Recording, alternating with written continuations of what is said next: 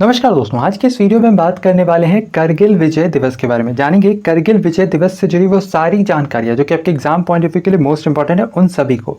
साथ ही साथ आज के इस टॉपिक से जुड़े सवाल भी आपको वीडियो के आखिर में मिलेंगे, तो वीडियो में अंत तक बने रहें बिना आपका ज़्यादा समय लिए। चलिए वीडियो को शुरू करते हैं।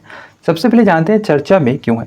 असल में हर वर्ष आज ही के दिन 26 जुलाई को करगिल विजय दिवस के रूप में मनाया जाता है। यह दिवस असल में करगिल युद्ध में सैनिकों द्वारा दिए गए बलिदान की याद में हर वर्ष मनाया जाता है। इसी दिन भारत ने दुनिया के सबसे मुश्किल युद्धों में से एक करगिल युद्ध में जीत दर्ज की थी। इसके साथ ही साथ इस वर्ष करगिल विजय दिवस की 23वीं वर्षगांठ मनाई जा रही है। इस अवसर पर भारतीय सेना ने दिल्ली में करगिल विजय दिवस मोटर बाइक अभियान को भी हरी झंडी दिखाई है। इसके साथ ही साथ इस अवसर पर युद्ध स्मारक पर ध्वजारोहण समारोह का भी आयोजन किया जाएगा। इसके अलावा इस अवसर पर राष्ट्रपति द्रौपदी मुर्मू, प्रधानमंत्री नरेंद्र मोदी सहित कई हस्तियों ने करगिल युद्ध के दौरान शहीद हुए वीर सपूतों को श्रद्धांजलि अर्पित की है।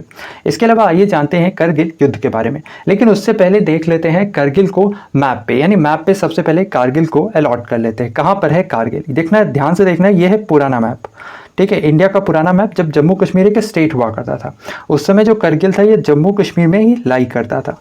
लेकिन एट प्रेजेंट ये है नया मैप, यानी नए मैप के अकॉर्डिंग ये वाला पार्ट लद्दाख है और यहाँ है जम्मू कश्मीर। तो जो करगिल है वो एक्चुअली में लाई करता है लद्दाख में, ये ध्यान रखना है। इसके अलावा बात करें करगिल युद्ध की, तो जो करगिल युद्ध है ये जम्मू कश्मीर के करगिल जिले में हुआ था। इसके साथ ही साथ भारत और पाकिस्तान के बीच मई और जुलाई 1999 के बीच करगिल की लड़ाई लड़ी गई थी। पूरे संघर्ष के दौरान जो वहां पर का टेम्परेचर था वह तकरीबन -10 डिग्री सेल्सियस तक का था। इसके अलावा जम्मू कश्मीर के करगिल में 60 से अधिक दिनों तक पाकिस्तानी सेना के साथ लड़ाई जारी रही और अंत में भारत ने इस युद्ध में जीत हासिल की।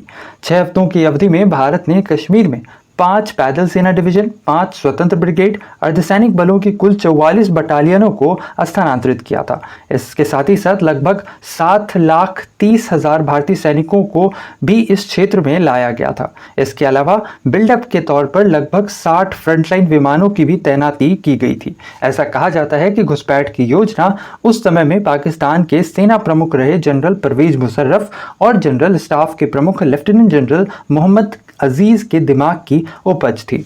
इस युद्ध में तकरीबन 25 ऑफिसर और 436 जवान शहीद हुए थे, जबकि इसके अंतर्गत कुल 54 ऑफिसर और 629 जवान घायल हुए थे। वहीं इस युद्ध के अंतर्गत कुल 653 आम नागरिकों की भी मौत हुई थी। गौरतलब हो कि 26 जुलाई वर्ष 1999 को करगिल युद्ध में भारतीय सेना ने पाकिस्तानी सेना पर अंतिम रूप से विजय प्राप्त की।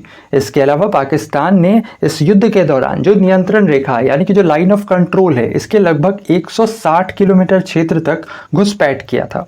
और इसके अंतर्गत कुछ प्रमुख इलाके जिनमें मुश्कोह, जोजिला, टाइगर हिल्स, द्रास, काक्सर, करगिल और बटालिक है, ये ऐसे स्थान थे जहां से पाकिस्तानी घुसपैठियों को खदेड़ा गया था। इसके साथ ही साथ करगिल संघर्ष के दौरान 4 जवानों को परमवीर चक्र से भी सम्मानित किया गया। इनमें lieutenant general Manoj Pande, grenadier Yogendra Singh Yadav, rifleman Sanjay Kumar और कैप्टन विक्रम बत्रा थे। इसके साथ ही साथ करगिल युद्ध में पाकिस्तानी घुसपैठियों को निकालने के लिए भारत ने ऑपरेशन विजय अभियान भी चलाया था। इसके साथ ही साथ करगिल के द्रास में एट प्रेजेंट करगिल युद्ध स्मारक भी बनाया गया है। और ये जो करगिल युद्ध स्मारक है यह द्रास में बनाया गया है, यानी इसे द्रास मेमोरियल के नाम से भी जाना जाता है। और अब चलते हैं हमारे आज के टॉपिक से जुड़े सवाल पे। ऐसे में आज का हमारा सवाल है, करगिल युद्ध निम्नलिखित में से किस वर्ष हुआ था? इसका आंसर आपने हमें करना है नीचे कमेंट सेक्शन में। अच्छा, आज एक नहीं बल्कि अभी 2 और सवाल हैं। अगला सवाल, करगिल युद्ध के समय निम्नलिखित में से किस देश ने भारत की मदद की थी? सेम इसका भी आंसर आपने कमेंट में टाइप करना है। इसके साथ ही साथ जो तीसरा सवाल और आखिरी सवाल है आज का, करगिल युद्ध स्मारक का नाम निम्न में से क्या है? इन सभी में से क्या नाम है करगिल युद्ध स्मारक का? इसका भी आंसर आपने हमें टाइप कर बताना है नीचे कमेंट सेक्शन में।